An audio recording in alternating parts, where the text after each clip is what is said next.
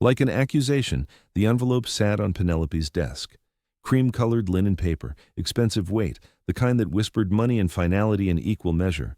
Daniel's attorney had impeccable taste. She supposed that's what happened when someone hired a lawyer who charged $800 an hour to dissolve a marriage that had lasted barely 14 months. Her fingers trembled as she set down the ultrasound photos beside the divorce papers. 12 weeks. A tiny flutter of a heartbeat on the monitor just 3 hours ago. Dr. Lee's smile warm as she pointed out the miniature curve of a spine, the suggestion of fingers. Everything looked perfect. The baby was thriving. Her baby, not their baby, not anymore. The irony wasn't lost on Penelope. Daniel wanted nothing from her. His lawyer had been painfully explicit about that. No alimony, no property settlement, nothing but his freedom and a clean break. He couldn't have known that the freedom he was walking away from came with a price tag he'd never calculated. Her phone buzzed against the polished mahogany desk. An email from Judith Bird, Director of Human Resources at Collins Global Solutions. Daniel's mother. The woman who'd smiled at their wedding while mentally planning Penelope's destruction. The subject line read, "Formal complaint, CEO misconduct." Penelope opened it with steady hands, though her heart raced. The email was formal, cold, and devastatingly arrogant. Judith was formally requesting Penelope's immediate resignation or termination from Collins Global Solutions. The reason? An inappropriate relationship with a subordinate employee, Daniel Bird from the accounting department. Judith claimed it constituted a clear violation of company ethics policies and created an untenable hostile work environment. Should Penelope refuse to step down, Judith would escalate the matter to the full board of directors, and if necessary, pursue legal action for workplace harassment. Penelope read it twice, then a third time. Then she laughed, a sharp, broken sound that echoed in her empty corner office on the 47th floor of the building that bore her name. Judith Bird wanted her fired. From the company Penelope had built with $50,000 and a prayer when she was 24 years old. The company that now employed 600 people across 3 states, including Judith herself, her 2 sons, her daughter, and her brother-in-law. The company where Daniel had worked in accounting, handling expense reports and quarterly projections, never once asking why the CEO shared his wife's maiden name. Penelope stood and walked to the floor-to-ceiling windows overlooking downtown Chicago. The city sprawled below her, lights beginning to flicker on as dusk settled over Lake Michigan. She'd built this empire from nothing. She'd sacrificed relationships, sleep, her 20s. She'd fought through gender bias and racial discrimination, through investors who'd doubted her and competitors, who'd tried to crush her. And she'd hidden it all from the man she loved because she'd wanted one thing in her life to be real. One thing that had nothing to do with money or power or Penelope Collins, CEO. She'd wanted to be loved for herself, and for 18 perfect months, she had been. Her hand drifted to her still flat stomach. At least she'd have this. At least she'd have someone who would love her unconditionally, who would never care about the empire or the money or any of it. Penelope turned back to her desk, picked up the divorce papers, and signed them with swift, decisive strokes. If Daniel wanted his freedom, she would give it to him, and then she would show Judith Bird exactly who she'd been threatening 18 months earlier. The Pinnacle Hotel ballroom glittered with the kind of wealth that made even expensive jewelry look cheap. Crystal chandeliers cast prismatic light across women in gowns that cost more than most people's monthly rent, men in tuxedos so perfectly tailored they seemed born wearing them. The annual Children's Literacy Foundation Gala, where Chicago's elite gathered to throw money at a good cause while networking over champagne that cost more per bottle than the books they were supposedly supporting. Penelope Collins hated these events, but Collins Global Solutions was a platinum sponsor, which meant she had to attend. What she didn't have to do was attend as herself. She adjusted the simple black dress she'd bought off the rack at Nordstrom, checking her reflection in one of the ballroom's ornate mirrors. No designer label, no statement jewelry, nothing that would draw attention. Her name tag read, Amy Bennett, Marketing Associate, Collins Global Solutions. Bennett was her middle name, Marketing associate was a position that actually existed in her company, though she'd never personally worked it. It was her brother Marshall who'd suggested this years ago. Go incognito once in a while. See how the regular employees experience things. Meet people who don't know your name or your net worth. She'd resisted at first. It felt dishonest. But after her last relationship had imploded when the man had Googled her and suddenly started suggesting business ventures and investment opportunities, Penelope had decided dishonesty might be a form of self-preservation. A server approached with a tray of champagne. Penelope shook her head politely, then moved toward the edge of the ballroom where the crowd thinned. She needed air. She needed out. Smart move on the champagne. The voice came from her left, deep, warm, with a hint of amusement. Penelope turned and found herself looking at a man who seemed as out of place as she felt. Tall, maybe 6'2", with dark blonde hair that looked like he'd tried to tame it for the occasion and failed.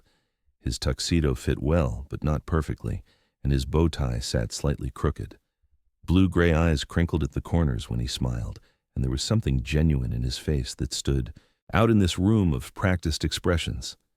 That stuff tastes like expensive regret, he continued. Despite herself, Penelope smiled. That's actually the perfect description. Daniel Bird, he extended his hand. I'm with the volunteer reading program. We actually work with the kids, which apparently makes us the help at these things. His handshake was firm, warm. Penelope held it a beat too long before releasing it. Amy Bennett, I'm with Collins Global Solutions. We write the checks, which apparently makes us ATMs at these things. Daniel laughed. A real laugh, not the polite cocktail party chuckle she'd been hearing all night. Fair enough, though I have to say, you don't exactly look thrilled to be here. Is it that obvious? Only to someone else who'd rather be anywhere else. He glanced around the ballroom, then back at her. There's a dessert table in the smaller room that's been completely abandoned. I've been eyeing those chocolate things for the last 20 minutes, but felt weird eating alone like some kind of pastry vulture. Penelope felt something loosen in her chest. Are you asking me to be your partner in pastry crime?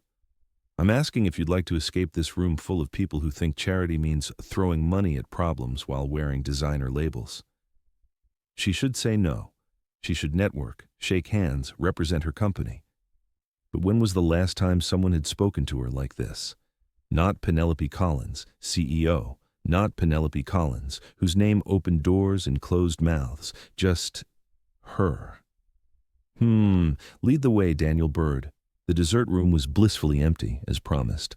Floor-to-ceiling windows overlooked the Chicago skyline, city lights spreading out like a galaxy made of ambition and electricity. The chocolate things turned out to be miniature lava cakes with raspberry coulis, and they were absurdly good. Daniel picked up one of the small plates, his movements easy and unself-conscious. So, what does a marketing associate at Collins Global Solutions actually do? Penelope had prepared for this question. She'd been preparing for it her entire adult life. We help companies tell their stories. Collins Global is a consulting firm. We come in, assess operations, make recommendations for improvement. My job is to make sure those recommendations sound appealing rather than terrifying. Sounds diplomatic. It's a lot of PowerPoint presentations and carefully worded emails. Daniel studied her for a moment, and Penelope had the uncomfortable sensation of being truly seen. But you don't love it. It wasn't a question. She set down her fork and met his eyes. How do you know? Because when you talk about it, your voice goes flat. But when you looked at the city just now, he gestured toward the windows, you lit up. No one had ever noticed that about her before. No one had ever looked closely enough. Penelope chose her next words carefully. The company itself is fascinating. The way organizations work, how to make them better, more efficient, more humane. I love that part. The marketing of it, she shrugged. That's just how I pay the bills. What would you rather be doing? The question caught her off guard. The truth slipped out before she could stop it. Building something real, something that matters, not just telling other people's stories, but creating something worth telling stories about. Daniel nodded slowly, thoughtfully. Something shifted in his expression, a vulnerability that matched her own. I get that. I'm in accounting at Collins Global, actually, numbers guy. But what I really care about is the reading program. He paused, and when he spoke again, his voice had gone soft. My dad died 5 years ago. Heart attack, completely unexpected. He was a teacher, English literature. Used to say that books were doorways to lives we'd never otherwise get to live. Without thinking, Penelope reached out and touched his arm. The connection was immediate, electric.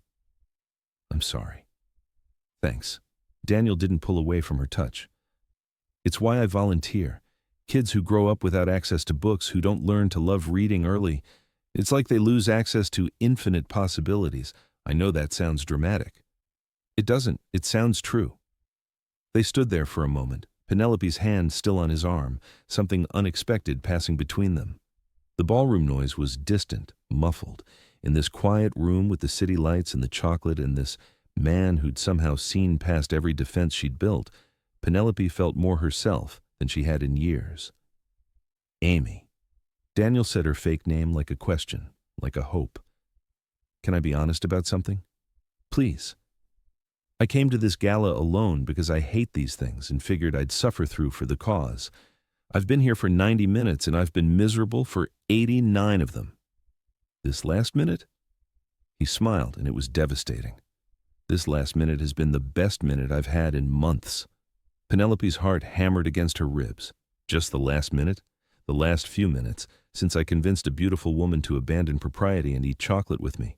The words came out automatically, a deflection she'd learned young. I'm not that beautiful. You're wrong about that. His voice was quiet, certain. You're absolutely wrong about that. The air between them felt charged, impossible. Penelope knew she should walk away. She should return to the ballroom, find Marshall, leave this gala and this man and this moment behind. She was Penelope Collins, CEO. She didn't do this, didn't slip away to empty rooms with handsome strangers who worked in her accounting department. But God, she wanted to. Daniel. At least his name was real on her lips. I should probably get back. You should, he agreed, but neither of them moved. The moment stretched, taut and trembling. His hand came up slowly, carefully, giving her every opportunity to pull away. His fingers brushed her cheek, tucking a strand of hair behind her ear. The touch was feather-light, reverent. Would it be completely inappropriate, Daniel said softly, if I asked for your number? Penelope's breath caught. Completely inappropriate. I work for the company you work for. There are probably rules about this. Probably. His thumb traced her jawline, and she stopped breathing entirely. Are you going to give it to me anyway?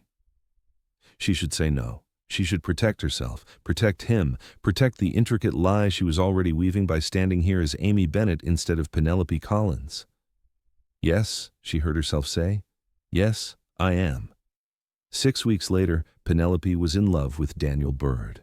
It happened gradually and then all at once, the way good things do. Coffee dates that turned into dinner dates that turned into long walks through Millennium Park where they'd talk until the streetlights came on and the city grew quiet. Daniel told her about his family, his mother Judith, who'd struggled after his father died, his 2 younger brothers and baby sister who all looked up to him, how he'd gotten them all jobs at Collins Global to help support them after the life insurance money ran out. I know it's not glamorous accounting, Daniel said one evening as they sat on Penelope's apartment balcony. She'd been careful to bring him to her real apartment, not the penthouse, the modest 2-bedroom in Lincoln Park that she'd kept because it felt like home. But it's stable. It helps take care of people I love. That matters more than ambition, you know? Penelope did know. She'd built an empire on that exact principle, taking care of people, creating stability, making something that mattered. But she couldn't tell him that. Not yet. Your family's lucky to have you, she said instead, and meant it. Daniel looked at her then in the fading light, his expression so tender it made her chest ache. Amy, can I ask you something? Always. You're different from anyone I've ever met. You're brilliant and kind, and you see things other people miss, but sometimes, he hesitated. Sometimes I feel like there's a part of you I'm not seeing, like you're holding something back. Penelope's heart stopped. This was it. The moment she'd been dreading. She opened her mouth to tell him everything, who she really was, what she'd built, why she'd lied. But Daniel spoke first. I don't need to know everything right now. Whatever you're protecting, whatever makes you feel like you have to be careful. I can wait. I just need you to know that I'm falling in love with you, the real you, whatever that means. Tears pricked at Penelope's eyes. Daniel, you don't have to say it back. I just needed you to know. He reached for her hand, threading their fingers together. Take your time. I'm not going anywhere. But he was wrong about that. Because 3 days later, Penelope's secret got bigger. They'd been seeing each other for 6 weeks, but it felt like 6 years. Daniel had a key to her Lincoln Park apartment. They'd fallen into an easy rhythm. He'd make coffee in the mornings while she checked emails. She'd cook dinner while he told her about his day. It was domestic and perfect and terrifying because Penelope knew it was built on a foundation of lies. She'd decided to tell him everything. That weekend, she'd planned something special, reveal who she really was, and pray that he'd understand why she'd waited. But first, she had to get through Thursday. Penelope was at her real office, the CEO suite on the 47th floor, when Marshall knocked on her door. Her brother had been her partner since the beginning, the only person who knew about Daniel, who'd watched her fall in love while maintaining her charade. We have a problem, Marshall said without preamble. Penelope looked up from the quarterly reports she'd been reviewing. What kind of problem? The Judith Bird kind. Marshall closed the door behind him and crossed to her desk. She's been asking questions about you, about why CEO Penelope Collins and marketing associate Amy Bennett are never seen in the office at the same time. Ice flooded Penelope's veins. What did you tell her? Nothing. But Penny, Marshall rarely used her nickname, and when he did, it meant trouble. She's suspicious, and she's not stupid. She's going to figure it out. I'm telling Daniel this weekend. I have it all planned. You might not have until this weekend. Marshall pulled out his phone and showed her an email chain. She's been corresponding with IT about accessing personnel files, specifically files for Amy Bennett. Amy Bennett doesn't exist in the system. We made sure of that. Exactly, which is going to raise even more questions when she can't find anything. Penelope stood and paced to her windows. Below, Chicago hummed with afternoon traffic, people living their lives, oblivious to the crisis unfolding 47 floors above them. Why is she digging? Because Daniel's serious about you and she can smell it. She's protective of her kids, especially since her husband died. Protective or controlling? Marshall shrugged. With some people, there's not much difference. Penelope's phone buzzed. A text from Daniel. Dinner at our spot tonight? I have something I want to ask you. Her heart raced. Their spot was the Italian restaurant in Little Italy where they'd had their first real date. Something he wanted to ask her. Was he? No, it was too soon. They'd only been together 6 weeks. Surely he wouldn't. You okay? Marshall was watching her with concern. Daniel wants to have dinner tonight. Says he has something to ask me. Marshall's eyes widened. You think he's going to? I don't know. Maybe. God, Marshall, I can't accept anything from him while he still thinks I'm Amy Bennett, junior marketing associate. So tell him tonight, before dinner, before whatever he's planning.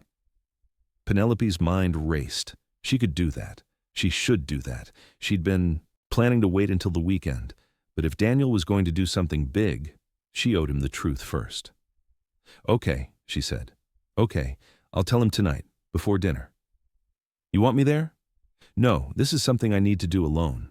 Marshall crossed to her and pulled her into a hug. He loves you, Penny. The real you. He's going to understand. But as Penelope hugged her brother back, she couldn't shake the feeling that everything was about to change. That evening, Penelope stood in front of her closet in the Lincoln Park apartment, trying to decide what one wore to confess a massive deception to the man one loved. She settled on a simple navy dress, elegant but not flashy, the kind of thing Amy Bennett would wear, not Penelope Collins. She left her hair down the way Daniel liked it, applied minimal makeup, and tried to steady her breathing. Her phone buzzed. Daniel. Running a few minutes late. Traffic on the Kennedy is insane. Meet you at the restaurant at 7:30? Penelope stared at the message. She'd planned to tell him before they left in the privacy of her apartment. But maybe a public place was better. Maybe it would keep things from getting too emotional. Or maybe she was just making excuses to delay the inevitable. She texted back, see you there, can't wait. The restaurant was busy when Penelope arrived, the familiar scent of garlic and basil welcoming her like an old friend. She'd requested their favorite table, a corner booth with enough privacy for conversation, but not so secluded that it felt intimate. Tonight needed to be about truth, not romance. But then Daniel walked through the door, and all of Penelope's carefully laid plans evaporated. He was wearing the blue shirt she'd told him brought out his eyes, and he carried a single white rose. Not a dozen roses, not some grand gesture, just one perfect bloom. "For you," he said when he reached her, his smile shy and hopeful in a way that made her heart crack. "Daniel, I know, it's cheesy, but I saw it at the flower stand on the corner, and I thought of you, and I couldn't not buy it." Penelope took the rose with trembling fingers. "It's beautiful." They slid into the booth, and the waiter appeared immediately with menus and water. Daniel ordered wine, a nice Chianti that Penelope knew he couldn't really afford on his accountant's salary. The gesture made her want to cry. "You said you had something to ask me," Penelope said once the waiter had gone. "But I actually need to tell you something first, something important." Daniel's expression grew serious. "Okay, but can I just say one thing before you do?" "Of course." He reached across the table and took both her hands in his. His palms were warm, slightly rough. Accountant's hands that typed numbers into spreadsheets and held pens and now held hers like she was something precious. "Amy, I know we've only been seeing each other for 6 weeks. I know that's not very long in the grand scheme of things, but I also know that I've never felt this way about anyone. You're brilliant and funny and kind, and you see the world in this way that makes everything seem more interesting, more possible." He paused, and Penelope saw him swallow hard. "I'm falling in love with you. Actually, I think I already fell. Past tense. I'm in love with you." Tears welled in Penelope's eyes. "Daniel, wait, let me finish. I know you're holding something back. I can feel it, and I want you to know that whatever it is, it's okay. You can tell me anything. You can tell me nothing. I just need you to know that how I feel about you isn't conditional on some perfect version of who you think you should be. I love who you are, right now, as you are." The words were everything Penelope had ever wanted to hear. They were also a dagger to her heart because she knew that in approximately 3 minutes she was going to test whether he meant them. "I need to tell you something," she said, her voice barely above a whisper, "and I need you to listen to the whole thing before you say anything. Can you do that?" Concern flickered across Daniel's face. "You're scaring me a little." "I'm sorry, I don't mean to, She took a deep breath. "My name isn't Amy Bennett." Daniel blinked. "What?" "It's Penelope Bennett Collins. Bennett is my middle name, which is why I used it, but Collins is my actual last name." "Okay," Daniel said slowly. "So you gave me a fake first name?" "That's unusual, but not the end of the world. Why would you?" "Because Penelope Collins is the name of the CEO of Collins Global Solutions." The words hung in the air between them. Penelope watched understanding dawn on Daniel's face in stages: confusion, realization, shock, and finally something that might have been hurt, or might have been anger, or might have been both. "You're telling me," Daniel said very quietly, "that you're my boss?" "Yes." "And you've been lying to me about it for 6 weeks." "Not lying, just not telling you." "That's the definition of lying, Amy. Penelope, whoever you are." Daniel pulled his hands back from hers, and Penelope felt the loss like a physical blow. "Why? Why would you do that?" This was the moment where she had to make him understand. "Because every man I've dated in the last 5 years has Googled me within 24 hours of our first date, and every single one of them has changed after that. They start suggesting business ventures, investment opportunities. They introduce me to their entrepreneur friends. They stop seeing me and start seeing a bank account with a pulse. So you decided to lie to me instead. I decided to see if someone could love me for me, not for my company or my money or my connections, just me. But I don't know who you is." Daniel's voice rose slightly, then he caught himself and lowered it again. "The woman I fell in love with is Amy Bennett, marketing associate. That person doesn't exist." "She does exist. Everything I told you about myself was true. My dreams, my fears, the way I feel about you. That was all real." except for the tiny detail that you're a billionaire CEO who owns the company I work for." Penelope flinched. Multi-millionaire, actually. Not quite billionaire. "Oh, well, that makes it so much better." Daniel scrubbed his hands over his face. "My entire family works for you. Did you know that? My mother, my brothers, my sister, my uncle. You literally sign their paychecks." "I knew," Penelope admitted quietly. "And you didn't think that was relevant information I might want to have before I fell in love with you?" The waiter appeared with their wine, took one look at their faces, and quickly retreated without pouring. Penelope leaned forward, desperate to make Daniel understand. "I was going to tell you this weekend. I had it all planned. But then you texted me about dinner tonight, and I thought—" She broke off. "What were you going to ask me before I told you all this?" Daniel laughed, but it was bitter. "It doesn't matter now. Please, tell me." He pulled a small box from his jacket pocket and set it on the table between them. Not a ring box. Something larger. Penelope opened it with shaking hands. Inside was a delicate silver bracelet with a single charm, a tiny book with pages that actually opened. Inside the pages, engraved in letters so small she had to squint to read them, were the words, "To lives we'd never otherwise get to live." His father's quote. The thing Daniel had said to her that first night, when he'd told her about his love of reading and teaching and trying to honor his father's memory. "I was going to ask you to move in with me," Daniel said quietly. "I know it's fast. I know 6 weeks is insane. But I'm 36 years old, and I've never felt this way about anyone. And life is short, and I didn't want to waste time being cautious when I already knew." Penelope's hands shook as she held the bracelet. "Daniel, but you can't move in with me, can you? Because you probably live in some penthouse somewhere that makes my apartment look like a shoebox. And the woman I wanted to move in with me was Amy Bennett, who actually existed in the same world I do. I kept my old apartment in Lincoln Park. That's real. That's mine. And how many other apartments do you have?" Penelope's silence was answer enough. Daniel stood abruptly. "I need to go." "Please don't leave." Penelope stood too, reaching for him. "Please, I know I messed up. I know I should have told you sooner. But what we have is real. My feelings for you are real." "How can I believe anything you tell me?" Daniel's eyes were bright with unshed tears. "You've been lying to me every single day for 6 weeks. Every time I talked about my work, you knew exactly what I was talking about because it's your company. Every time I worried about job security or promotions, you could have told me the truth, but you didn't. You let me exist in this fantasy where we were equals. We are equals." "No, Amy, Penelope, we're not, and we never have been." He turned to walk away, and Penelope felt something inside her crack completely. "I love you," she said desperately. "I love you, Daniel. That's real. That's the most real thing in my life." Daniel stopped, his back to her. For a moment she thought he might turn around, thought he might come back to the table and they could figure this out together.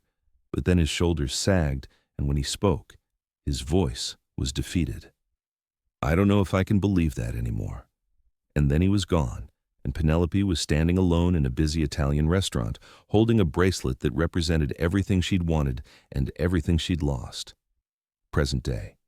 Penelope stared at the divorce papers on her desk, remembering that night, remembering how she'd gone home to her Lincoln Park apartment and found Daniel's toothbrush still in her bathroom, his favorite coffee mug in her cupboard, his worn copy of The Great Gatsby on her nightstand with passages underlined and notes in the margins.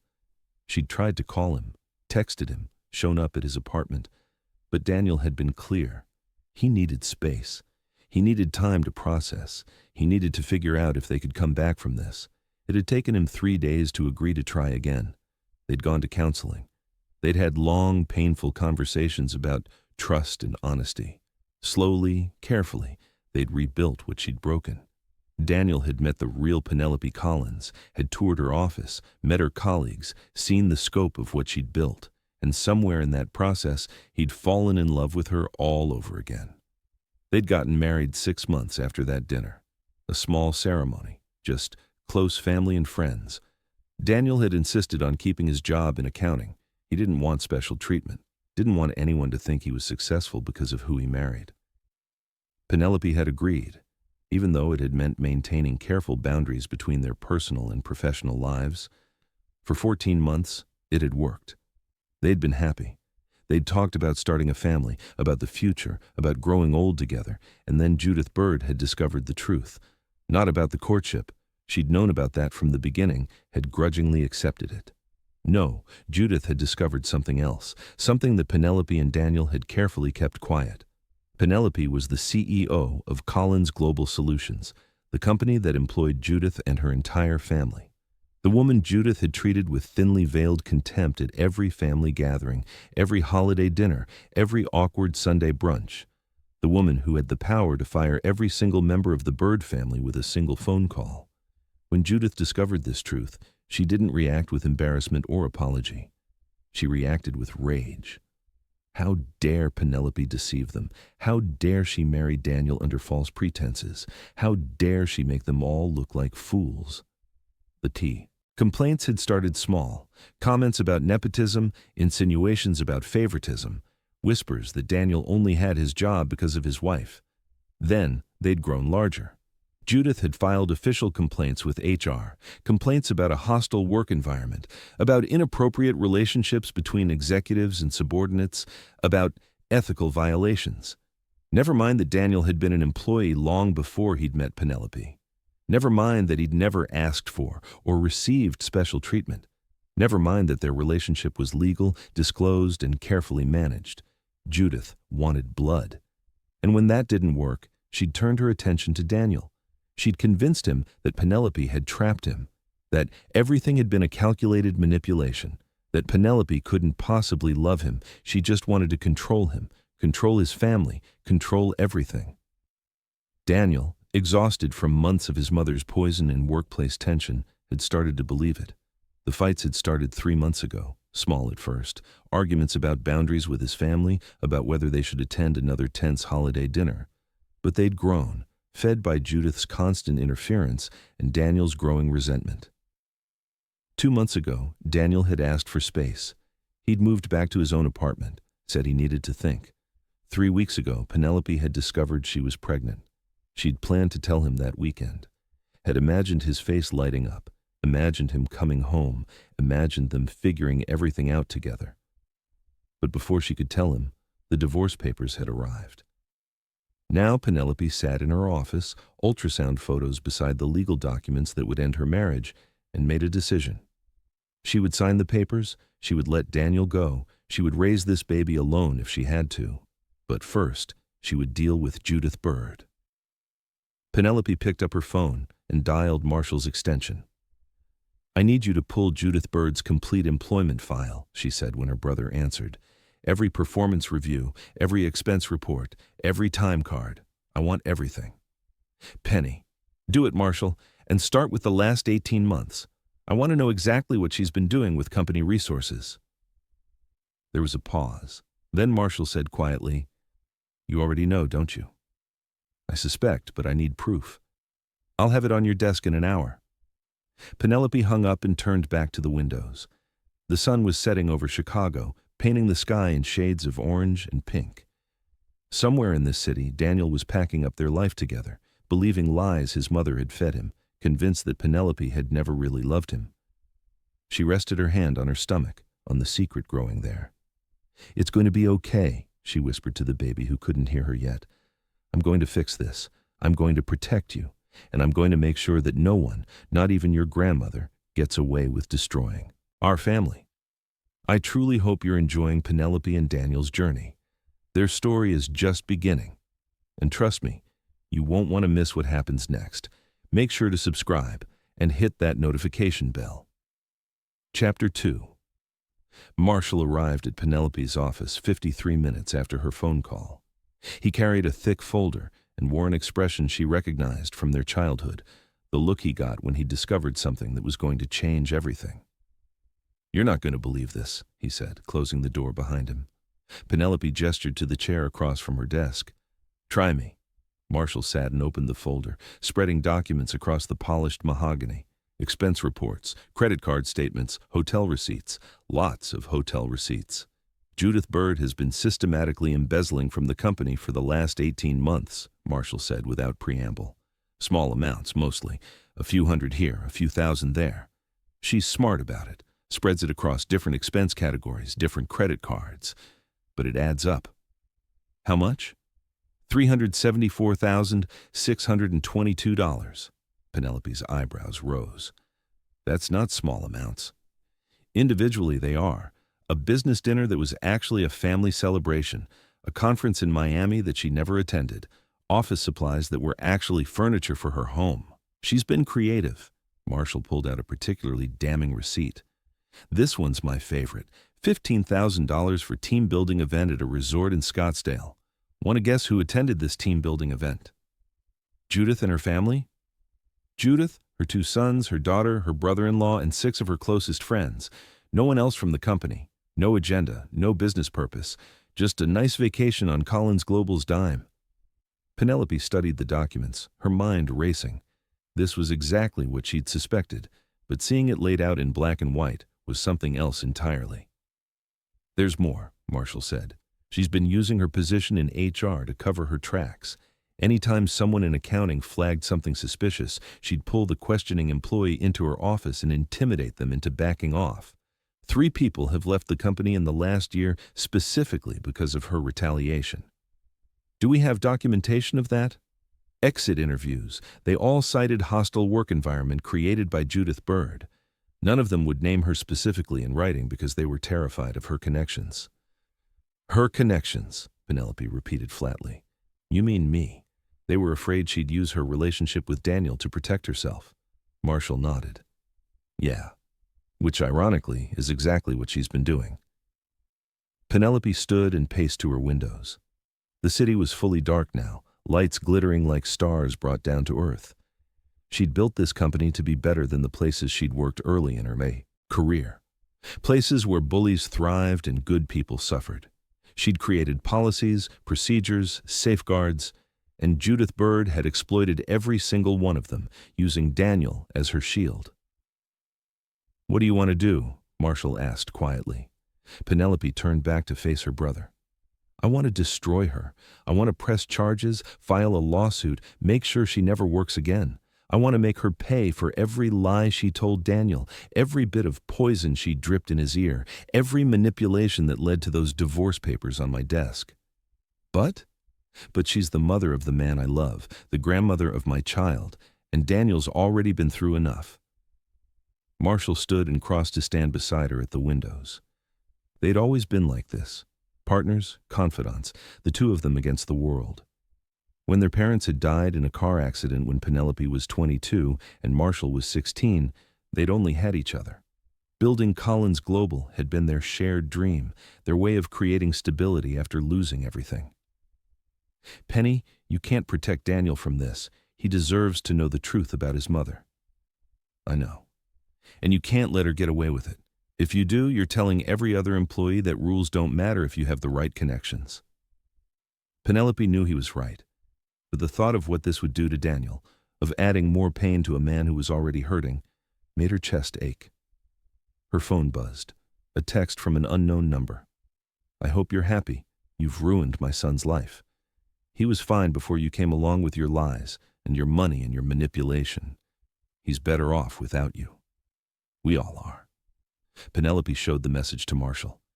That's it, he said. I don't care if she's Daniel's mother. She just threatened you.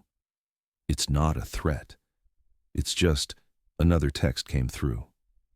And if you think you can use your position to hurt my family, think again. I have lawyers. I have documentation of your inappropriate relationship with Daniel. I will bury you. Then another. By the way, I know you're pregnant, Daniel told me. Did you really think trapping him with a baby would save your marriage? He doesn't want that child any more than he wants you. Penelope's hand went to her stomach, protective and instinctive. The words hit like physical blows, each one designed to wound. Marshall grabbed the phone from her hands. That's it. We're calling our lawyers. She's done. But Penelope was no longer looking at the phone. She was staring at the second text. I have documentation of your inappropriate relationship with Daniel. Marshall, she said slowly, what inappropriate relationship? Daniel and I didn't start dating until after I met him at that gala. He wasn't even working directly under me. He was in accounting. I was CEO. We disclosed everything properly. Marshall's face went pale. Unless she's planning to fabricate something. Or, Penelope said, her mind racing, unless she doesn't understand the timeline. Unless she thinks I was CEO when Daniel and I met, and that I deliberately targeted him. But you weren't CEO when you met. You were pretending to be Amy Bennett, marketing associate. Exactly, which means there was never any power imbalance when we started dating. By the time Daniel knew I was CEO, we were already in love. Penelope grabbed her phone back from Marshall. She's going to try to claim I abused my position, but she can't, because the timeline doesn't support it. So what? We just let her make false accusations? No. Penelope's voice was hard. We let her make those accusations in a public forum, in front of the board, in front of witnesses, and then we show everyone exactly who she is and what she's been doing. Marshall stared at his sister. You want to let her hang herself. I want to give her enough rope. There's a difference. Penny, this is risky. If she's smart, she's not smart. She's arrogant. She thinks she's untouchable because she's Daniel's mother. She thinks I'll protect her to protect him. Penelope's jaw set in a line Marshall knew well, the expression that meant she'd made a decision and wouldn't be swayed. It's time Judith Bird learned that I don't negotiate with bullies. The board meeting was scheduled for Friday morning. Judith had requested it through official channels, claiming urgent ethical concerns that required immediate board attention. The board, knowing Judith was the CEO's mother-in-law and not wanting to appear to play favorites, had agreed. Penelope had 3 days to prepare. She spent them gathering evidence, working with Marshall and the company's legal team to build an airtight case. She also spent them trying not to think about the divorce papers still sitting unsigned on her desk, or the ultrasound photos, or the fact that Daniel hadn't tried to contact her even once. On Thursday evening, her phone finally rang. Daniel's name on the screen. Penelope's hand shook as she answered. Hello? Penny. His voice was rough, exhausted. I need to talk to you. Okay. Not on the phone. Can I come over? To your actual place, not the Lincoln Park apartment. So he wanted to see the penthouse, the place she really lived. When? Now? Penelope looked around her living room, all floor-to-ceiling windows and modern furniture, the kind of space that screamed money, so different from the cozy apartment where they'd fallen in love. Yes, she said. Come now. He arrived 20 minutes later. Penelope had changed out of her work clothes into jeans and a soft sweater, wanting to look like herself rather than like CEO Penelope Collins. But when she opened the door and saw Daniel standing there in his worn Dartmouth sweatshirt and faded jeans, she realized it didn't matter what she wore. The gap between them wasn't about clothes or apartments or money. It was about trust, and she'd broken it. This is nice, Daniel said, looking around the penthouse. His tone was carefully neutral. It's too big, Penelope admitted. I only really used like 3 rooms, but Marshall insisted I needed something that reflected my position, and I was too tired to argue. Daniel nodded but didn't respond. He walked to the windows, looking out at the city spread below them. Your mother texted me, Penelope said quietly. Several times. I know, she told me. Daniel turned back to face her. That's actually why I'm here. Penny, I need to know something, and I need you to be completely honest with me. Okay. Did you marry me to control my family? The question landed like a bomb in the quiet room. Penelope felt her breath catch. No. God, no. Daniel, how could you think? My mother showed me emails, communications between you and HR about employee performance. My name was in them. My brother's names. She says you've been documenting everything we do, building a case to fire us all. Penelope's mind raced. Those emails would be routine HR communications, the kind that happened for every employee. But presented the right way, to someone who was already doubting, they could seem sinister. I document employee performance for everyone, Daniel. That's what HR does. That's what good management does. It's not personal. But you specifically requested reports on my family. I requested reports on all employees in accounting and HR after we got married, specifically to make sure I wasn't giving any of you preferential treatment. I was trying to be fair. Daniel's jaw tightened.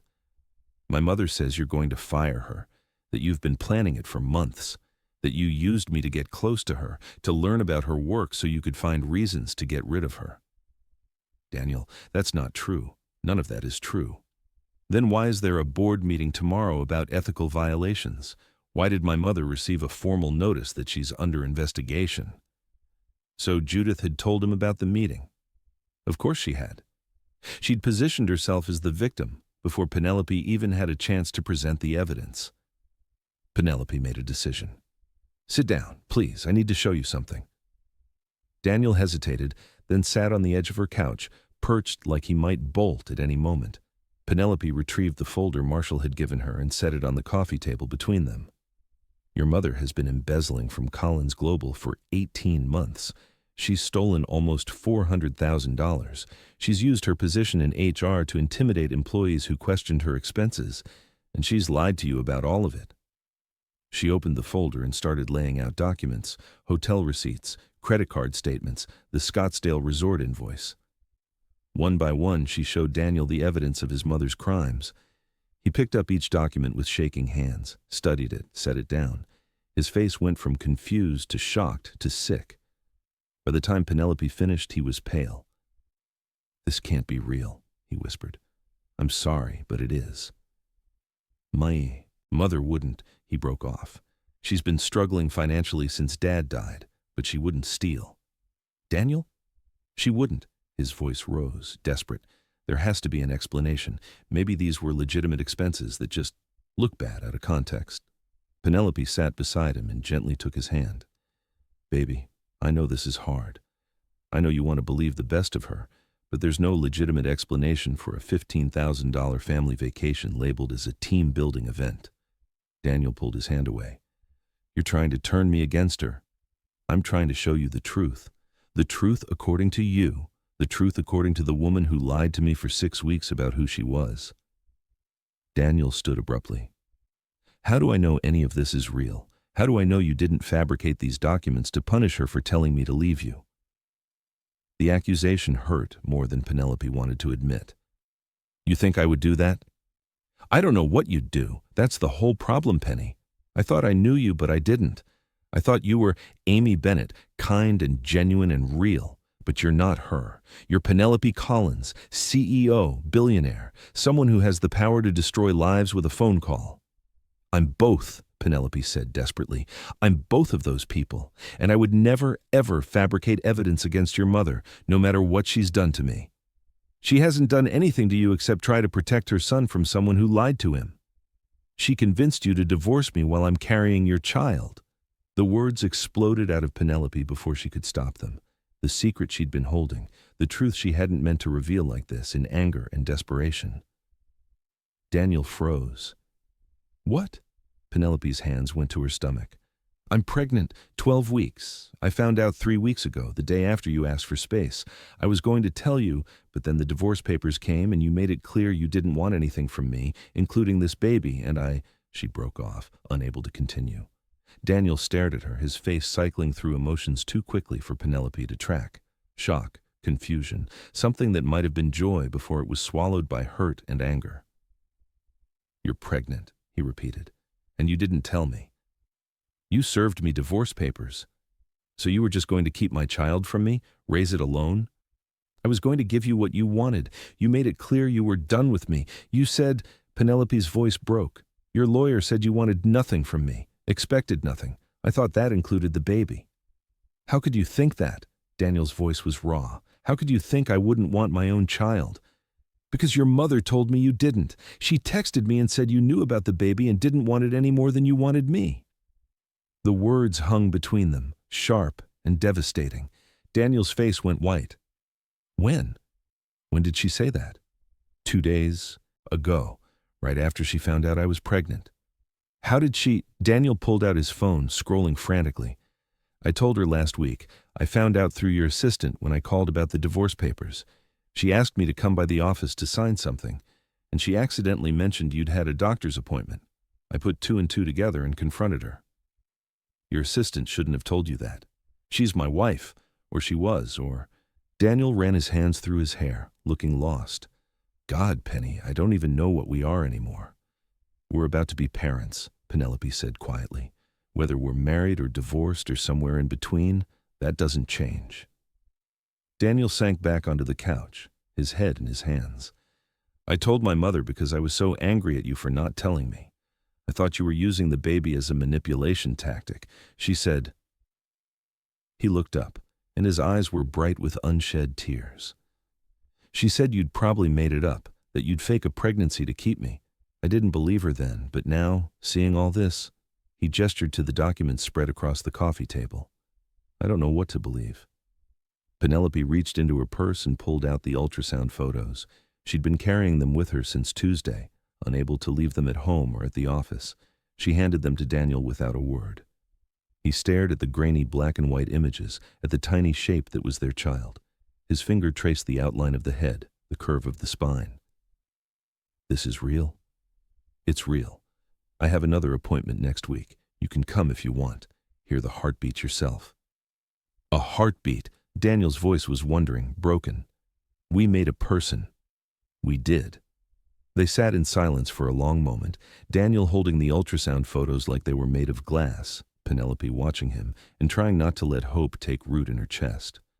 Finally, Daniel spoke. My mother lied to me. Yes. About the pregnancy, about you, about... He looked at the documents again. About all of this? I think so. But Daniel, you need to see the evidence for yourself tomorrow, at the board meeting. Don't take my word for it. Don't take her word for it. Look at the facts and decide. Will you postpone the meeting? Give me time to talk to her first? Penelope wanted to say yes, wanted to give him whatever he needed, but she shook her head. I can't. She's already made formal accusations against me. If I postpone now, it looks like I'm hiding something, like I'm using my position to avoid accountability. But you're not hiding anything. No, but she'll claim I am. She'll claim I'm afraid of her evidence of my inappropriate relationship with you. Daniel's head shot up. What inappropriate relationship? We met at a charity event. We dated for 6 weeks before you told me who you really were. I wasn't your subordinate then. I know, but she doesn't understand the timeline, or she's deliberately misrepresenting it. Either way, I need to clear my name publicly. And destroy my mother in the process. I'm not trying to destroy her. I'm trying to hold her accountable for stealing nearly $400,000 from my company. Daniel stood and walked to the windows again. Penelope could see his reflection in the glass, shoulders tense, jaw tight, the weight of impossible choices bearing down on him. If you do this, he said quietly, she'll go to prison. Probably. My brothers and sister will lose their mother. My family will fall apart. Your family is already falling apart, Daniel, because of her choices, not mine. He turned back to face her. I know, he swallowed hard. I don't know how to be okay with any of this. Penelope crossed to him and took his hands. You don't have to be okay with it. You just have to be honest about it. Your mother made choices, bad choices, and she's trying to manipulate you into protecting her from the consequences. She's still my mother. I know, and I'm sorry. I'm so sorry you're in this position. Daniel looked down at their joined hands. I don't know if I can forgive you for lying to me about who you were. The words hurt, but Penelope had expected them. I understand. But I also don't know if I can forgive myself for not seeing what my mother was doing, for believing her lies about you, for serving you divorce papers when you were pregnant with our child. Daniel, let me finish. He squeezed her hands. I've been an idiot, a complete idiot. I let my hurt feelings and my pride and my mother's poison cloud my judgment. I convinced myself that you were the villain when really you were just trying to protect yourself, trying to find out if I could love you for you. Tears streamed down Penelope's face. I should have told you sooner. I should have trusted you. Yeah, you should have. He lifted one hand to wipe her tears away. But I also should have trusted that what we had was real. Should have fought harder against my mother's narrative. Should have asked you directly instead of letting lawyers speak for me. They stood there in front of the windows, the city glittering below them, their future uncertain, but their hands intertwined. What do we do now? Penelope whispered. I don't know, but I'm coming to that board meeting tomorrow. And I'm going to sit beside you when you present the evidence. And then, he paused, then I'm going to have a very difficult conversation with my mother. You don't have to do that. Yes, I do, because regardless of what happens between you and me, she needs to face what she's done, and I need to stop enabling her. Penelope nodded, not trusting herself to speak. Daniel pulled her into his arms, and for the first time in weeks, Penelope let herself lean into him. His heartbeat was steady against her ear, his arms strong and sure. I'm scared, she admitted. Me too. What if this destroys us completely? What if we can't come back from all of this? Daniel pulled back just enough to look at her face. Then we'll deal with it. Together. As parents, if not as spouses. But Penny? He cupped her face in his hands. I don't want to lose you. I don't want to lose us. I just need time to process everything, to figure out how to trust again. I'll wait, Penelope said, as long as you need. Don't wait forever. I'm not worth that. You're worth everything. They stood there holding each other as the city lights below them flickered and glowed, as somewhere in the penthouse a clock chimed midnight as their baby grew in the space between their bodies, protected and loved even in the midst of chaos. Tomorrow would bring the board meeting. Tomorrow would bring confrontation and consequences and pain. But tonight, for just a few moments, they had this. The two of them and the child they'd created, standing together against whatever storms were coming. It would have to be enough. Can you believe what just happened? Daniel finally knows the truth about his mother, and Penelope finally told him about the baby. But what's going to happen at that board meeting? Will Judith face consequences, or will she find a way to manipulate the situation even more? And can Daniel and Penelope's marriage survive all of this betrayal and pain? Let me know in the comments. Are you Team Penelope, or do you think she should have handled this differently? Do you think Daniel and Penelope can work things out? Chapter 3.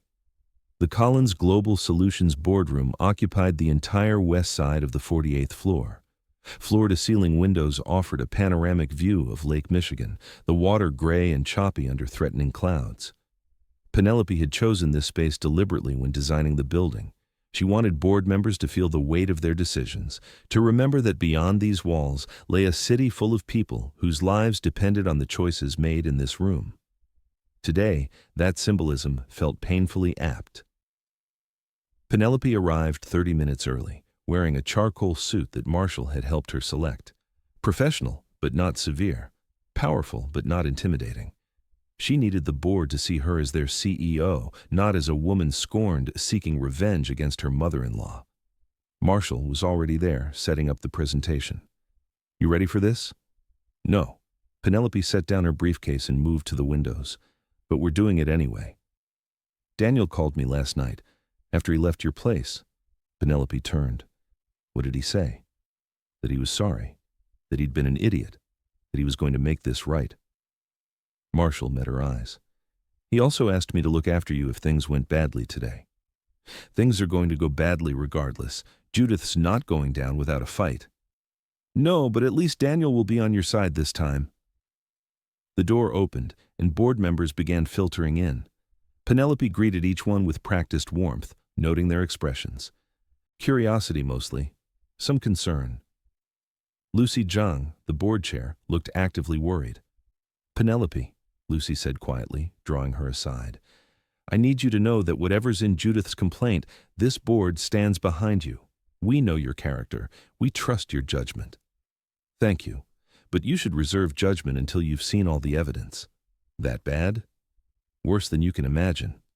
Judith Bird arrived precisely at 9 o'clock, flanked by a lawyer Penelope didn't recognize. She wore a Navy power suit and an expression of righteous fury.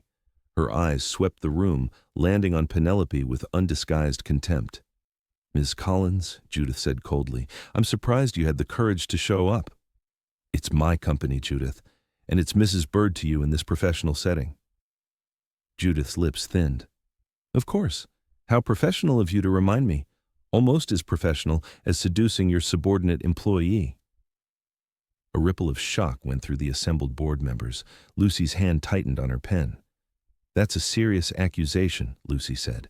Mrs. Bird, you'll have the opportunity to present your evidence, but I'll ask you to remain civil. Civil? Judith's voice rose. This woman has systematically manipulated my family. She targeted my son, deceived him about her identity, and then used her position as CEO to monitor and control all of us. And now she's trying to fire me to cover up her own ethical violations. I haven't tried to fire you, Penelope said calmly. I've launched an investigation into financial irregularities in your department. There's a difference. Financial irregularities. Judith spat the words. That's what you're calling it? You've been looking for any excuse to get rid of me since Daniel and I convinced him to leave you. The door opened again. Daniel walked in, and the energy in the room shifted immediately. He looked like he hadn't slept. His suit was rumpled, his tie slightly askew, but his eyes were clear, focused, and when they landed on Penelope, something in his expression softened. Then he looked at his mother, and his face hardened into something Penelope had never seen before. Daniel, Judith said, relief flooding her voice, thank God you're here. I need you to tell them what she's been doing to our family. Daniel walked past his mother without acknowledging her and took a seat next to Penelope at the table. The message was clear. The choice had been made. Judith's face went white, then red. Daniel, what are you doing? What I should have done months ago, Mom, listening to the truth instead of your lies. Lies? I've never lied to you. Everything I've told you has been to protect you from her manipulation. We'll get to that, Lucy said firmly. Everyone, please take your seats. Mrs. Bird, you called this meeting. You have the floor first. Judith's lawyer helped her set up a laptop, projecting slides onto the large screen at the front of the room. The presentation was titled Ethical Violations, an Abuse of Power, the Case Against CEO Penelope Collins. Penelope felt Daniel's hand find hers under the table. She squeezed it gratefully. Judith began her presentation with the confidence of someone who believed she held all the cards. She outlined a timeline of Penelope and Daniel's relationship, emphasizing that Daniel had been an employee at Collins Global when they met. Penelope Collins deliberately targeted my son at a charity event, Judith said. She knew he worked for her company, but she approached him using a false identity, Amy Bennett, to manipulate him into a relationship. That's not what happened, Daniel said quietly. Judith ignored him. She maintained this deception for weeks, gathering information about our family, learning about our roles within the company. Then, once she had him emotionally dependent on her, she revealed her true identity and leveraged his feelings to maintain control. Lucy raised her hand. Mrs. Bird, do you have evidence that Ms. Collins knew your son worked for Collins Global when they first met? She's the CEO. Of course she knew who her employees were. I have 600 employees across 3 states, Penelope interjected. I don't personally know every accountant in our Chicago office. You expect us to believe that? Judith turned to the board. She's lying, just like she lied to my son. She orchestrated everything. Marshall stood and moved to the presentation controls. May I? Lucy nodded.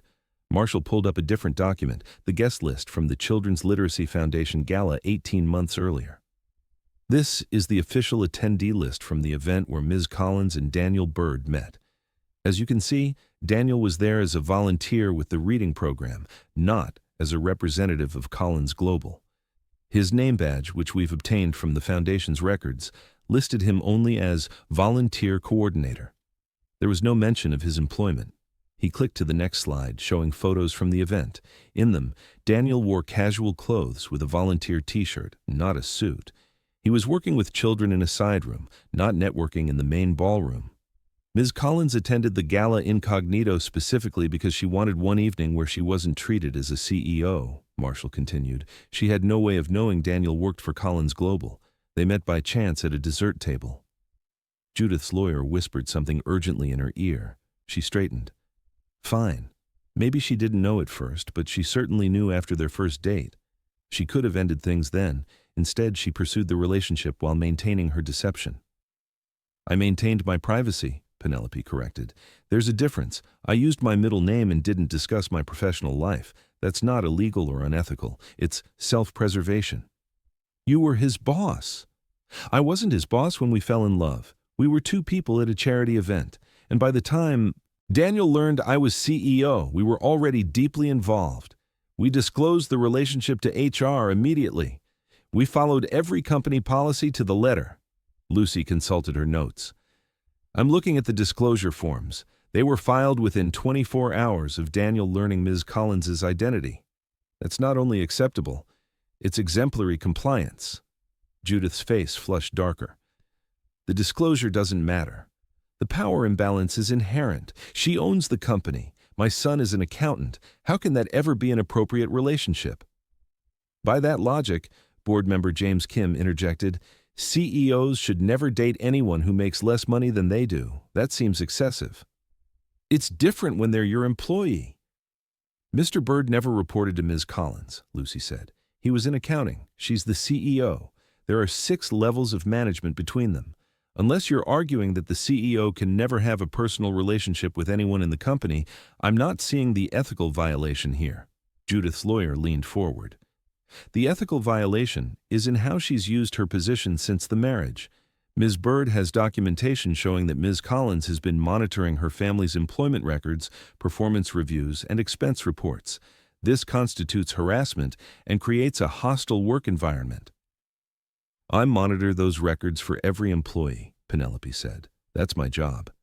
But you pay special attention to my family. Yes, Penelope agreed calmly. I do, specifically because you're my family, and I wanted to ensure there was no favoritism. I've held your family to the exact same standards as every other employee, not higher standards, not lower standards. The same. Marshall clicked to another slide. This is a comparative analysis of performance reviews across the accounting and HR departments. As you can see, the Bird family members have received reviews consistent with their peers. No special treatment, positive or negative. Judith stood abruptly. This is ridiculous. She's twisted everything to make herself look innocent. But I have proof of her abuse of power. Real proof. She pulled out a folder and slapped it on the table. These are emails from Penelope Collins to HR discussing my job performance. She's been building a case to fire me for months. Lucy took the folder and read through it carefully. The other board members passed around copies. Mrs. Bird, Lucy said slowly, these are routine HR communications. They discuss annual performance reviews, which happen for all employees. There's nothing in here that suggests Ms. Collins was targeting you. Read between the lines. She's documenting everything, waiting for me to make one mistake so she can get rid of me. That's what good management looks like, James said. Documentation protects both the employee and the company. Judith's lawyer cleared his throat. Perhaps we should move to the more serious allegation. Ms. Bird, would you like to address the pregnancy issue? The room went very quiet. Judith's smile was cruel. Of course.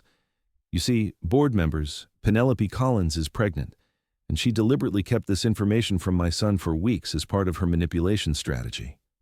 She waited until he'd served divorce papers, then suddenly revealed the pregnancy to trap him into staying married. Daniel's hand tightened on Penelope's. Under the table, she squeezed back, silently telling him it was okay. That's an interesting interpretation, Daniel said, his voice deadly calm. Would you like to hear what actually happened, Mom? Judith turned to him. Daniel, sweetheart, I know she's convinced you. Penelope found out she was pregnant the day after I asked for space. She was planning to tell me that weekend. But before she could, your campaign of lies and manipulation convinced me to file for divorce. When the papers arrived, she assumed I didn't want anything to do with her or the baby, so she signed them and decided to raise the child alone. That's what she told you. It's the truth. Daniel stood, his chair scraping loudly against the floor. And you know it's the truth because you're the one who told me she was faking the pregnancy to trap me. You're the one who texted her saying I didn't want the baby. You're the one who has been systematically poisoning me against my wife since the day I told you we were getting married. The board members exchanged shocked glances. Judith's face had gone pale. Daniel, I was protecting you. From what? From a woman who loves me? From someone who built an empire from nothing and then fell in love with me when I was just an accountant with student loans and a used car? Daniel's voice cracked. You weren't protecting me, Mom. You were protecting yourself. That's not true. Then explain the Scottsdale trip. Judith froze. What? Daniel looked at Lucy. May I? Lucy nodded. Daniel moved to the presentation controls and pulled up a new file, the one Marshall had compiled. The expense report for the Scottsdale resort. $15,000 for a team-building event that had included Judith, her children, and her friends. No other Collins Global employees. Explain this, Mom. Judith's mouth opened and closed. That was a legitimate business expense. Team building is essential for which team? Your family isn't a team within the company. You're in HR. My brothers are in accounting and operations. Rachel's in marketing. You're in completely different departments. Marshall stood and took over the presentation. That Scottsdale trip is one of 47 documented instances of Mrs. Bird using company funds for personal expenses over the last 18 months. The slides began rolling.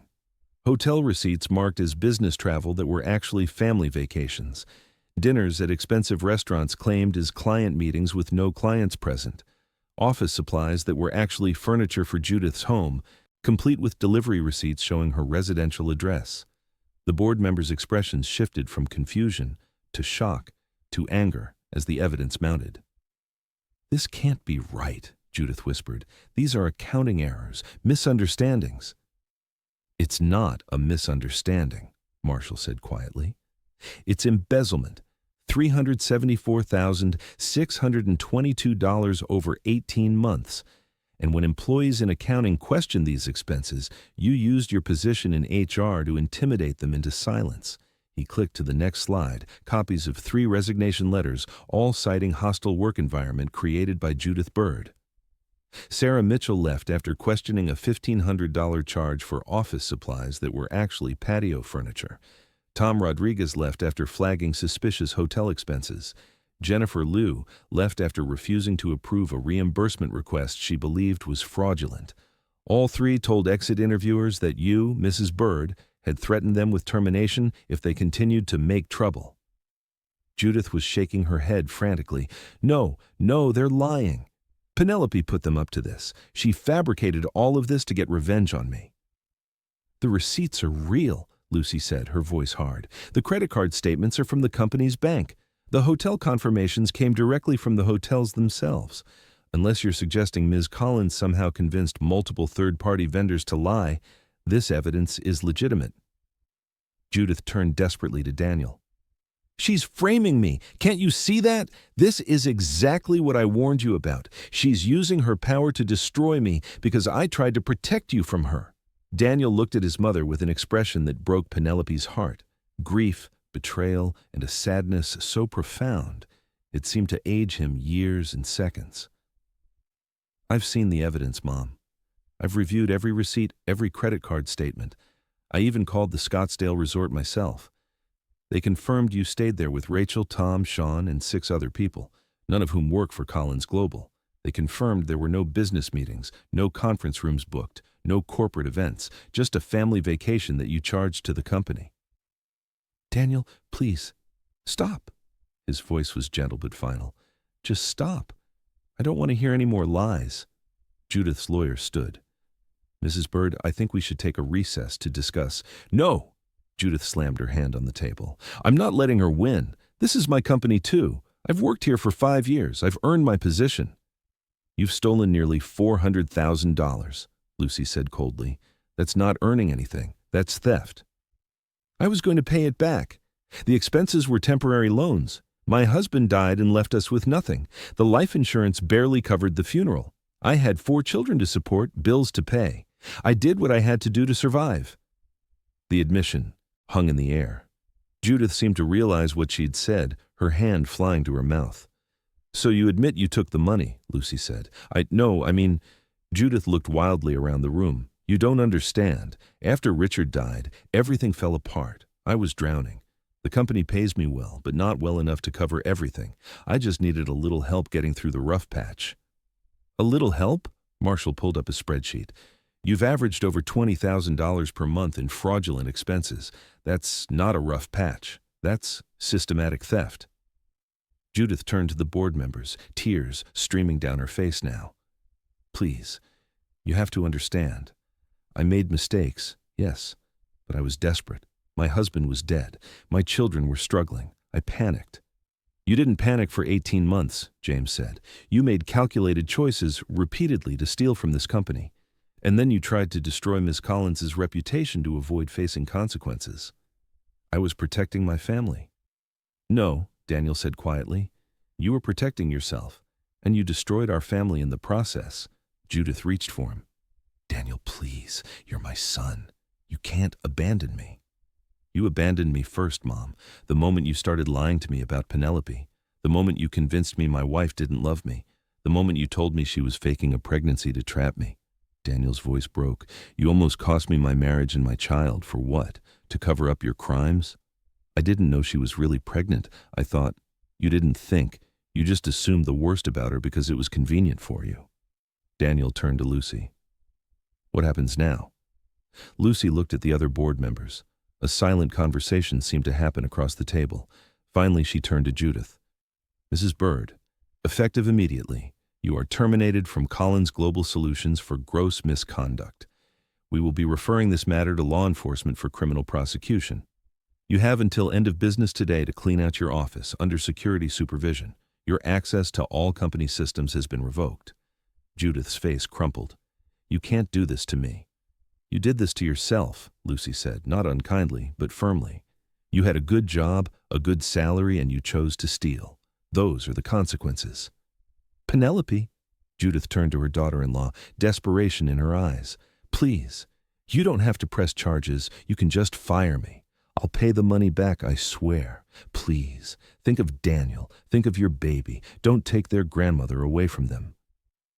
Penelope felt every eye in the room turn to her. This was the moment she'd been dreading, the moment where mercy and justice collided. She thought about her child growing in her womb, thought about how she'd want to teach that child about consequences and accountability, thought about the 3 employees who'd quit because of Judith's intimidation, thought about the company she'd built on principles of integrity and fairness. I'm not the one taking you away from your grandchildren, Penelope said quietly. Your choices did that. Your decision to steal did that. Your decision to lie and manipulate did that. But you're the one pressing charges. Yes, I am. Because if I don't, I'm telling every other employee that rules don't matter if you have the right connections. I'm saying that theft is acceptable if you have a sad story. I'm teaching my child that power means you can escape consequences. Penelope stood and walked around the table to face Judith directly. You stole from this company. You intimidated employees. You tried to destroy my reputation with false accusations. And when that didn't work, you attempted to manipulate your own son into believing his pregnant wife was a liar and a manipulator. I will not reward that behavior with mercy you haven't earned. So you're going to destroy me? No, you destroyed yourself. I'm just refusing to help you escape the wreckage. Judith looked at Daniel one last time.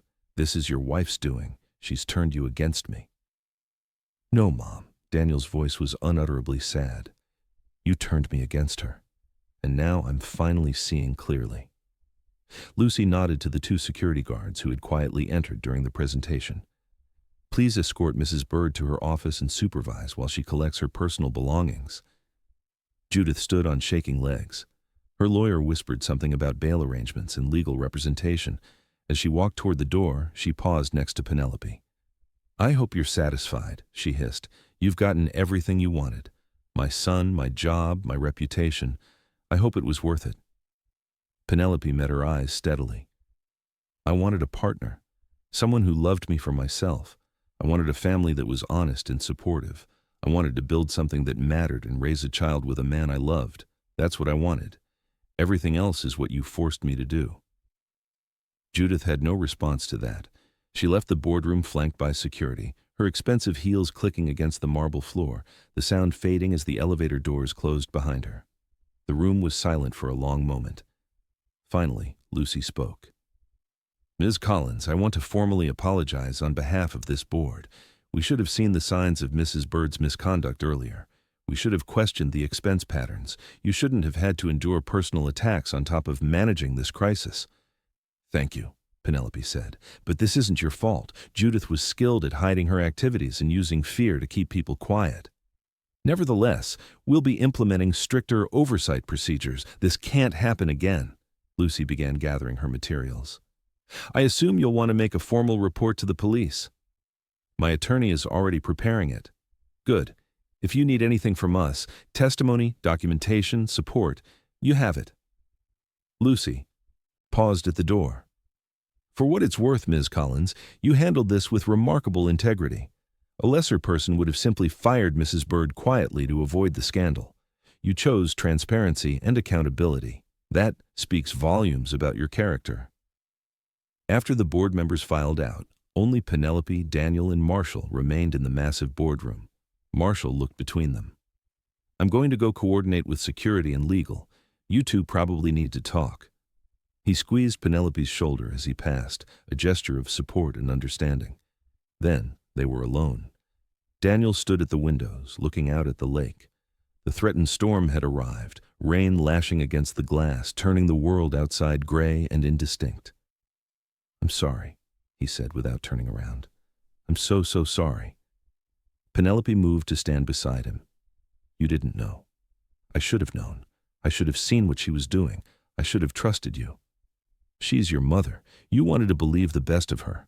That's not a character flaw, Daniel. That's love. It's blindness. He finally turned to face her, and his eyes were red-rimmed. I let her convince me that you were the problem, that you'd lied and manipulated me. I served you divorce papers while you were pregnant with our child. How do we come back from that? Penelope reached up and cupped his face with her hand. One day at a time, one honest conversation at a time, one choice to trust instead of doubt. What if I can't be what you need? What if I'm too damaged from all of this? Then we'll heal together, or we won't. But Daniel, I need you to know something. She took his hand and placed it on her stomach, over where their baby grew. I love you. I have loved you since that night we ate chocolate and talked about dreams. I loved you as Amy Bennett, and I love you as Penelope Collins. That has never changed. Even after everything? Even after everything. Daniel's hand pressed gently against her stomach. Is the baby okay? After all this stress? The baby is fine. Strong heartbeat, right on track. Dr. Lee says everything looks perfect. Can I come to the next appointment? I want you there. I've always wanted you there. They stood together as the storm raged outside, the city disappearing behind sheets of rain. Penelope thought about the path that had led them here, lies and truths, love and betrayal, the complicated, messy reality of two people trying to build a life together. What happens to my brothers and sister? Daniel asked. They work here too. They keep their jobs unless they were involved in the embezzlement. Were they? Daniel thought for a moment. I don't think so. Tom and Sean are in different departments. Rachel is junior level in marketing. I don't think Mom would have involved them. Then they're fine. Their employment isn't dependent on your mother's behavior. They'll have to deal with the fallout and the family drama, but professionally, they're protected. They're going to hate you. Probably. Penelope turned so she was facing him fully. Are you okay with that? With your family being angry at me? With holidays being complicated and your siblings taking your mother's side? Daniel pulled her into his arms. My family is right here. You and this baby. That's my family. Everyone else is extended family, and they'll either accept how things are or they won't. But I'm not losing you again, not for anyone. Not even your mother? Especially not for my mother. He rested his chin on top of her head. She made her choices. Now she has to live with them, and so do I. I'm sorry it came to this. I'm not. Not anymore. Daniel pulled back to look at her. If this hadn't happened, I would have spent the rest of my life believing her lies. I would have missed out on raising our child together. I would have lost you. So yeah, it hurts. It's going to hurt for a long time. But I'd rather hurt with the truth than be comfortable with lies. Penelope kissed him then, gentle and tentative. He kissed her back, and it felt like coming home after a long journey. Like finding water in a desert. Like breathing after holding your breath too long. When they pulled apart, Daniel was smiling for the first time in weeks. Take me home, he said. The real home, the penthouse. I want to see where you actually live, where we're going to raise our baby. It's too big, Penelope warned. Way too much space for one person. Good thing there's going to be 3 of us soon. They gathered their things and left the boardroom together. Daniel's hand firm in hers. In the elevator, descending from the 48th floor toward the parking garage, Penelope felt the weight of the last few months begin to lift. "Are we going to be okay?" she asked. Daniel squeezed her hand. "Yeah, I think we are." Chapter 4. 6 months later. The morning sun filtered through the floor-to-ceiling windows of the penthouse, casting golden light across the nursery that had once been Penelope's home office. Daniel stood in the doorway, watching his wife rock in the glider chair they'd spent 2 hours assembling, their daughter asleep against her chest. Emma Grace Bird Collins. Born 3 weeks early at 7 pounds, 2 ounces, with her father's blue-gray eyes and her mother's determined chin. She was 6 days old, and Daniel was certain he'd never loved anything as completely as he loved this tiny person. "You should be sleeping," he whispered, moving into the room. "She'll be awake again in an hour, wanting to eat." Penelope looked up at him, exhausted but radiant. "I can't put her down. Every time I try, I just want to hold her more." Daniel understood completely. He'd spent the first 2 nights of Emma's life sitting in the hospital chair beside Penelope's bed, watching his daughter sleep, terrified that if he looked away, something would shatter the perfection of this moment. "Let me take her," he said gently. "You need rest." Penelope reluctantly transferred their daughter into Daniel's arms. Emma made a small sound of protest, then settled immediately against his chest, her tiny hand curling into his shirt. "She knows you," Penelope said softly. "She always calms down when you hold her." Daniel started humming a lullaby his father used to sing to him. Emma's breathing deepened, her little face perfectly peaceful. Penelope stood carefully, still recovering from delivery, and moved to the windows. The city was waking up below them, cars beginning to crowd the streets, early morning joggers dotting the lakefront path. "I need to tell you something," she said without turning around. Daniel felt his stomach tighten. "What is it?"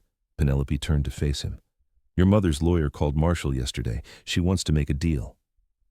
Daniel's heart sank. They'd known this was coming. The prosecution had a mountain of evidence. Judith's only real option was to plead guilty and hope for leniency. "What kind of deal?" "She'll plead guilty to embezzlement and fraud. In exchange, the prosecutor will recommend a reduced sentence, 3 years instead of 7. 3 years. Emma would be 3 years old when her grandmother got out of prison, old enough to ask questions about where Grandma Judith was. "What does the prosecutor think?" Daniel asked. "He's recommending I accept it. Says we have enough evidence to win a trial, but trials are unpredictable. This way, we're guaranteed a conviction and a meaningful sentence." "But you don't want to accept it?" Penelope crossed to him, reaching out to stroke Emma's soft hair. "I don't know what I want. Part of me wants her to face the full consequences of what she did, but the other part of me looks at our daughter and thinks about how she'll never know one of her grandmothers, how you've lost your mother, how your siblings have lost their mother, and I wonder if I'm the villain in this story after all." Daniel shifted Emma to one arm and used the other to pull Penelope close. "You're not the villain. You've never been the villain. Then why does it feel like I'm punishing everyone except the person who actually committed the crimes?" They stood there in the golden morning light, the 3 of them together, while the question hung unanswered in the air. Daniel's brothers showed up at the penthouse that afternoon without warning. Penelope was napping when the doorbell rang, and Daniel answered it to find Tom and Sean standing in the hallway, looking uncomfortable and determined in equal measure. "We need to talk," Tom said without preamble. Daniel glanced back toward the bedroom where Penelope slept. Emma was in her bassinet beside the bed, also asleep. "Penny's resting. The baby, too. Can this wait?" "No," Sean said. "It can't." Daniel let them in, leading them to the living room and carefully closing the bedroom door. His brothers looked around the penthouse with barely concealed amazement. "Nice place," Tom said, and there was an edge to his voice that Daniel couldn't quite read. "Penny bought it before we met. She's been trying to convince me we should sell it and get something smaller." They sat in silence for a moment before Tom spoke. "We came here to tell you that you need to convince Penelope to drop the charges. Mom is offering to plead guilty if they reduce the sentence. 3 years is not so bad." 3 years is a long time," Daniel said quietly. "Emma will be walking and talking. She'll know something's wrong." "So what? You want Mom to serve 7 years instead?" "I want Mom to face appropriate consequences for stealing $400,000 and trying to destroy my marriage." Sean sighed heavily. Dan, she's our mother. She raised us. She sacrificed everything for us after Dad died. She stole from the company that employs all of us, Daniel countered. She intimidated employees into silence. She lied to me repeatedly about my wife. Those aren't the actions of someone protecting her family. Those are the actions of someone who thought rules didn't apply to her. Tom's face flushed. How do you think it looks at work now? Everyone knows our mother was embezzling. Do you think that doesn't reflect on us? That's Mom's fault, not mine, not Penny's. Daniel leaned forward. I almost lost my wife and daughter because I believed Mom's lies. I'm not making that mistake again. The brothers sat in silence for a long moment. Finally, Tom spoke. I've been thinking a lot about what Dad would say if he were here. Daniel felt emotion well up in his throat. He'd say that integrity matters more than comfort, Tom continued. He'd say that protecting someone from consequences isn't love, it's enabling. He'd say Mom dishonored his memory by stealing and lying. Sean nodded slowly. I think we need to let Penny decide. She's the one Mom hurt most. If she wants to accept the plea deal, we support it. If she doesn't, we support that too, and we stop making Dan choose between his mother and his wife. The bedroom door opened and Penelope emerged, looking sleep-rumpled. She stopped short when she saw Daniel's brothers. Oh, I didn't know we had visitors. Penny, Tom stood. We owe you an apology. We believed Mom's lies about you. We took her side without questioning. We made Dan's life hell. We're sorry. Penelope looked at Daniel, a question in her eyes. He nodded slightly and she moved to sit beside him. Thank you, she said. That means a lot. We also wanted to say that whatever you decide about Mom's plea deal, we'll support it, Sean added. Emma's cry came from the bedroom, a tiny, insistent sound that had Penelope and Daniel both on their feet immediately. I've got her, Daniel said. He returned moments later with Emma, who was red-faced and looking for food. Penelope settled her to nurse with practiced ease. Tom and Sean stared, clearly transfixed. She's beautiful, Dan, Tom said softly. They watched Emma nurse for a moment before Sean spoke. What? About her grandmother? Penelope looked down at Emma. I've been thinking about that, about what kind of world I want Emma to grow up in, what values I want to teach her. And I think there's a difference between justice and vengeance. Justice is holding your mother accountable. Vengeance is making her suffer as much as possible. Penelope met their eyes. I don't want vengeance. I just wanted consequences. So you'll accept the plea deal? I'll talk to the prosecutor. 3 years is meaningful time. But it's also not the rest of her life. Emma will be young enough when she gets out to build a relationship with her. Daniel sat beside his wife and put his arm around her shoulders. You don't have to do this, Penny. I'm not doing it for them. I'm doing it for Emma and for myself. Penelope shifted their daughter. I don't want to spend the rest of my life being the person who destroyed your family. I want to be the person who held everyone accountable, but also left room for redemption. The plea deal was finalized 3 weeks later. Judith Bird pleaded guilty to embezzlement and fraud. She was sentenced to 3 years in state prison, with possibility of parole after 18 months. She was also ordered to pay full restitution. Daniel didn't attend the sentencing. Neither did Penelope. They stayed home with Emma, trying to create normalcy. That evening, Rachel called Daniel for the first time since the board meeting. She looked so small, Rachel said, her voice thick with tears, standing there in the orange jumpsuit. I'm sorry, Rach. Penelope was there. Did you know that? Daniel sat up straighter. What? She came to the sentencing, sat in the back, and afterward, she talked to Mom's lawyer, said she wanted Mom to know that the restitution payments could be made over time, that Collins Global wouldn't pursue additional civil penalties. Daniel felt his eyes sting. Penelope hadn't mentioned any of this. Dan, I've been awful to her, to both of you. How do I fix that? You start by apologizing. Then you show up. Be a sister-in-law. Be an aunt to Emma. Can I come visit? Meet my niece properly? Daniel looked over at Penelope, who was giving Emma a bath in the kitchen sink. She looked up, met his eyes, and smiled. Yeah, Rach. Come visit. Come be family. Months later, Judith Bird's parole hearing fell on a Thursday in October. Emma was almost 2 years old, walking confidently and speaking in sentences that constantly surprised her parents. Daniel had gone to the hearing with his siblings. That evening, they gathered at the new house in Evanston, the 4-bedroom with a big backyard that Penelope and Daniel had bought 3 months ago. "She got it," Daniel told Penelope, while Emma played with blocks at their feet. "Parole approved. She'll be released in 3 weeks. Penelope's hand tightened on the knife she was using to chop vegetables. "How do you feel about that?" "Relieved, I guess, but also nervous. She wants to see Emma," Rachel added. She asked if that would be possible. All eyes turned to Penelope. "I need to meet her first," Penelope said finally. "Before she sees Emma, I need to know that she's changed, and I want her to apologize to Daniel, a real apology." Emma toddled over. "Mama, up!" Penelope scooped her up, settling her on her hip. "If your mom has actually changed, if she's genuinely remorseful and willing to respect boundaries, then Emma should have the chance to know her." "And if she hasn't changed," Sean asked, "then she doesn't get access to our daughter. Simple as that." 2 weeks later. The coffee shop was neutral territory. Penelope arrived early, ordering tea she didn't really want. Judith walked in exactly on time. She looked different, smaller. Her hair was completely gray now. She wore simple clothes, jeans and a sweater, and no makeup. She looked like someone who'd been broken down and was carefully rebuilding. "Penelope, thank you for meeting me. Have a seat." Judith sat, folding her hands on the table. She didn't order anything, just waited. "Why should I let you near my daughter?" Penelope asked bluntly. Judith flinched but didn't look away. "You shouldn't. But I'm hoping you will anyway, because I want the chance to be better than I was, to be the grandmother Emma deserves." "Tell me what you've learned."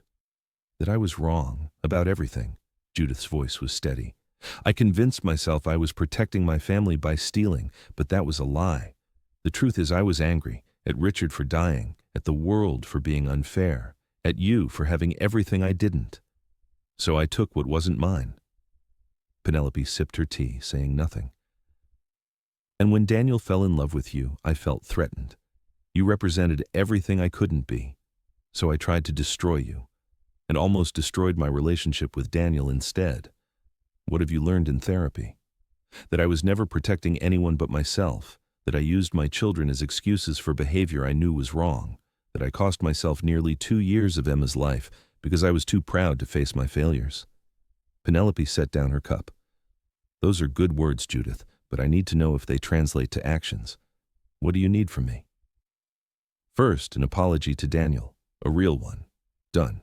Second, complete honesty. No more lying, stealing, or manipulation. I understand. Third, respect for our marriage. You don't undermine us to Emma. I understand, and I'll respect that boundary.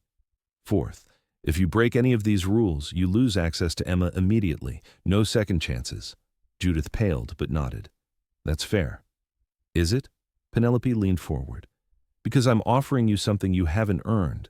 So before you agree, is this real? Have you actually changed?" Judith was quiet for a long moment. "I don't know if I've changed enough. What I know is that I'm trying. Therapy twice a week, working a job I'm overqualified for, paying back every penny I stole. I'm not asking you to trust me. I'm asking you to let me prove I can be better." Penelope sat back, considering. "Supervised visits, once a month to start. At our house with Daniel or me present. You don't get to be alone with Emma until we've seen consistent behavior for at least 6 months." "Thank you." Judith's voice broke. "Thank you, Penelope. Don't thank me. Thank Daniel." Penelope stood. "First visit is next Sunday, 2 o'clock. Don't be late." She turned to leave, then paused. "Judith, I don't like you. I probably never will. But I'm choosing to believe you can be a good grandmother. Don't make me regret it." That Sunday, Emma clung to Penelope's leg as they waited for the doorbell, nervous about meeting the stranger. "It's okay, baby," Penelope said, scooping her up. "Daddy's mommy is coming to visit." Gamma, Emma had recently learned this word. "Yes, Gamma Judith." Daniel opened the door. Judith stood holding a small wrapped package, looking terrified. "Hi, Mom," Daniel said. "Hi, sweetheart." Judith's eyes landed on Emma, and she started crying. "She's beautiful." Emma buried her face in Penelope's shoulder. "Come in," Daniel said, "but let her come to you. Don't push." They moved to the living room. Judith sat carefully, keeping distance. "Emma," she said gently, "I'm your Gamma Judith. Would you like to see what I brought you?" Emma peeked from Penelope's shoulder. Slowly, Emma climbed down and approached cautiously. "Book," Emma announced, touching the package. "You're right. Should we open it together?" Inside was a well-worn copy of Where the Wild Things Are, Daniel's childhood book. "This was your daddy's book when he was little," Judith said. "Would you like me to read it?" Emma climbed into the chair beside Judith, not quite on her lap, but close. Judith opened the book with shaking hands and began to read. Daniel sat beside Penelope, his hand finding hers. They watched as something tentative and fragile began to form between grandmother and granddaughter. When the story ended, Emma pointed to the beginning.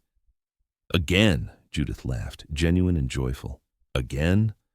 "Okay, sweetheart, again." The visit lasted an hour. Judith read, watched Emma play, answered toddler questions with patience. She didn't push, just stayed present. As she was leaving, she paused.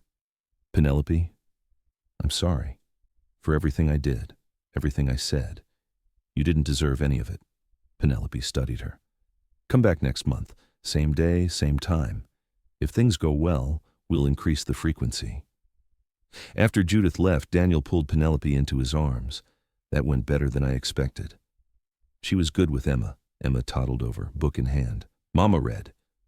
Penelope sat on the couch and pulled Emma into her lap, Daniel settling beside them. She opened the book and began to read about Max sailing to where the wild things are. As she read about having a rumpus and sailing home to where someone loved him best of all, Penelope thought about her own journey. About sailing away to find who she really was, about the wild rumpus of the last 2 years, about sailing back to love, to family, to home. Emma snuggled deeper into her lap. Daniel's arm came around them both. Outside, the October afternoon was golden. "Read again, Mama," Emma requested. "Again," Penelope agreed, kissing her daughter's head. "Always again." Because that was the thing about family, the real kind, built on honesty and choosing each other every day.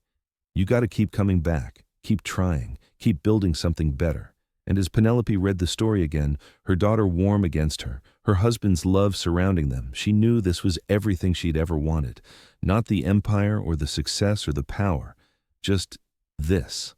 Love and honesty, family and home, the wild rumpus of real life and the quiet certainty of being exactly where she was meant to be.